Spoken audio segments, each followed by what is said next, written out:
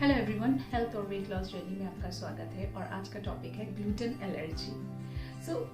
Gluten allergy आज के date में एक स्टेटस सिंबल सा बन गया है कुछ कि लोगों को लगता है कि अगर हम ये कहेंगे कि हमें ग्लूटेन एलर्जी है तो ये बहुत बड़ी स्टेटस की बात है। आई एम श्योर शायद आप ऐसे लोगों से नहीं मिले होंगे, लेकिन मैं ऐसे बहुत से लोगों से मिली हूँ जो अपने आप को दिखाते हैं कि वो ग्लूटेन एलर्जिक है।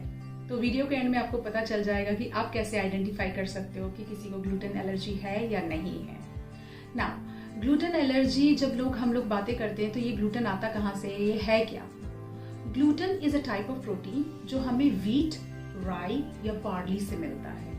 आप जब भी वीट, राई या बार्ली से बना हुआ कुछ भी खाते हो तो उसमें ग्लूटेन होता है। अब हम बात करते हैं कि ग्लूटेन एलर्जी के टाइप्स कितने होते हैं। पहला एक है सीलियाक डिजीज, दूसरा है नॉन सीलियाक ग्लूटेन सेंसिटिविटी। तो पहले सीलियाक डिजीज के बारे में सुन लेते हैं कि ये क्या होता है। जनरली सीलियाक डिजीज जेनेटिक होता है और इसकी टेस्ट बहुत सिंपल है। आपका ब्लड टेस्ट और बायोप्सी, इंटेस्टाइन का बायोप्सी करके डॉक्टर आपको बता सकता है कि आपको सीलियाक डिजीज है या नहीं है। नाउ सीलियाक डिजीज में क्या होता है, जब भी इंसान वीट, राई या बार्ली कुछ भी खाता है उसमें जो प्रोटीन होता है ग्लूटेन, वो उसकी बॉडी में जाने के बाद पेट में चेंज होके ग्लाइडिन बन जाता है। जब ये ग्लाइडिन आपके पेट से इंटेस्टाइन में जाता है, स्मॉल इंटेस्टाइन में, तो वहाँ पे एक एंजाइम होता है TTG। जब वो एंजाइम ग्लाइडिन के साथ रिएक्ट करता है, उसको मॉडिफाई कर देता है और क्या बना देता है, डीएमिडेटेड ग्लाइडिन। यहाँ पे प्रॉब्लम शुरू होती है। जो सीलियाक डिजीज वाले लोग होते हैं, जिनको ये डिजीज होती है, उनकी बॉडी को ये डीएमिडेटेड ग्लाइडिन बिल्कुल नहीं पसंद होता है। उन्हें लगता है कि ये दुश्मन है तो इसको मारना है।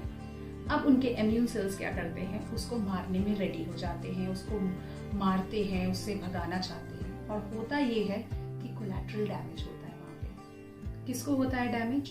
इंटेस्टाइन, स्मॉल इंटेस्टाइन को। इसमें क्या होता है, इन स्मॉल इंटेस्टाइन को जब डैमेज होता है तो इन्फ्लेमेशन होता है, मतलब सूजन आ जाती है, एब्रेशन हो जाता है, जैसे खरोच जिसको हम नॉर्मल कॉमन लैंग्वेज में बोलते हैं, इंटेस्टाइन में। इससे न्यूट्रिएंट्स एब्जॉर्ब होने में प्रॉब्लम होती है बॉडी में। और क्या होता है, पेट में बहुत दर्द होता है, डायरिया तक की नौबत आ जाती है, अक्सर डायरिया हो जाता है।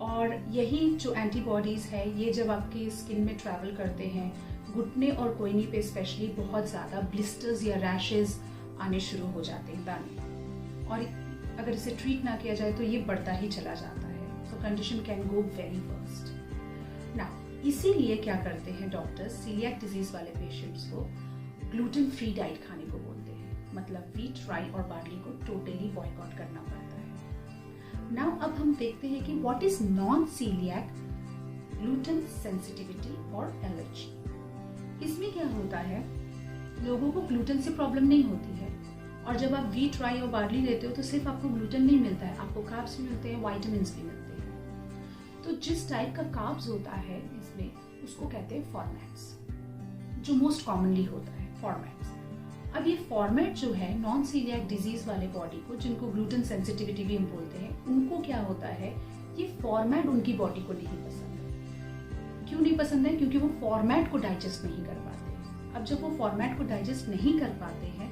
तो उन्हें भी पेन शुरू हो जाता है। अब उन्हें लगता है कि हमने ग्लूटेन वाला खाना खाया है तो हमें ग्लूटेन एलर्जी है, इसीलिए हमें पेट में दर्द हो रहा है।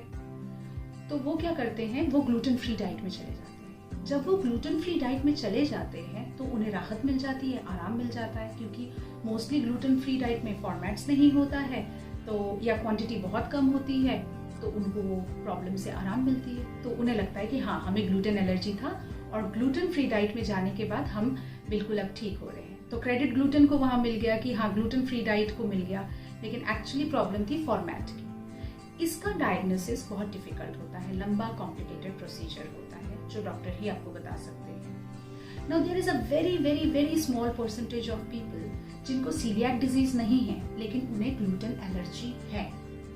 तो scientist and doctors are still working on it and they are still trying to find reasons कि और क्या रीजन हो सकते हैं जिसकी वजह से लोगों को इतनी ज्यादा ग्लूटेन एलर्जी या सेंसिटिविटी होती है। एक चीज का ध्यान रखना बहुत जरूरी है कि आपको ग्लूटेन एलर्जी है या नहीं है, ये आपको डॉक्टर ही बता सकता है। खुद से आप प्रिज्यूम अज्यूम मत करिए, ग्लूटेन फ्री डाइट में मत जाइए।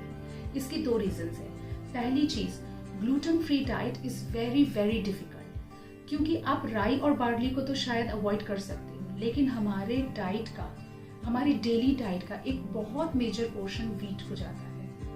क्यों? क्योंकि सिर्फ रोटी और चपाती और नान और भटूरे इसी में सिर्फ नहीं होता है वीट हम कुछ भी खाते हैं, मोस्ट ऑफ द थिंग्स में वीट होता है, जैसे कि cake, pastry, biscuit, chowmein, pasta, pizza, burger, bread. तो इसको अवॉइड करना बहुत मुश्किल है बहुत से लोगों के लिए। तो अगर आपको ग्लूटेन एलर्जी नहीं है, डॉक्टर ने नहीं बताया है, so don't go on a gluten free diet. Second चीज, when you go on a gluten free diet, आप बहुत सारे न्यूट्रिएंट्स को मिस आउट कर देते हो, जिसको कॉम्पनसेट करने के लिए आपको बहुत सारे या तो सप्लीमेंट्स की जरूरत होगी या बहुत सारे अलग अलग खाने की जरूरत होगी। ग्लूटेन फ्री डाइट में या ग्लूटेन एलर्जी में एक सबसे common nutrient, very important nutrient जो मिस आउट हो जाता है बॉडी में, वो है आयरन, जिसकी बहुत ज्यादा जरूरत है बॉडी को। तो इसीलिए मैं आपसे कहूंगी कि प्लीज, आपको अगर डॉक्टर ने नहीं बोला है, सर्टिफाई नहीं किया है, या आपको डाउट है कि आपको ग्लूटेन एलर्जी है, तो प्लीज़ अपने डॉक्टर से बात करिए, श्योर हो जाइए, उसके बाद ही आप ग्लूटेन फ्री डाइट में जाइए। नाउ नेक्स्ट टाइम आपको कोई ये बोलता है कि मेरे को ग्लूटेन एलर्जी है, और आप देखते हो कि वो रोटी नान नहीं खा रहा है लेकिन चाउमीन, बिस्किट, केक वो खा रहा है, तो आप समझ जाओगे कि उसे ग्लूटेन एलर्जी नहीं है, उसे बोलने के लिए बोल रहा है। Thank you so much for watching this video. I hope this video was helpful in some way. I'll see you again in another video of mine with a new topic on health or weight loss.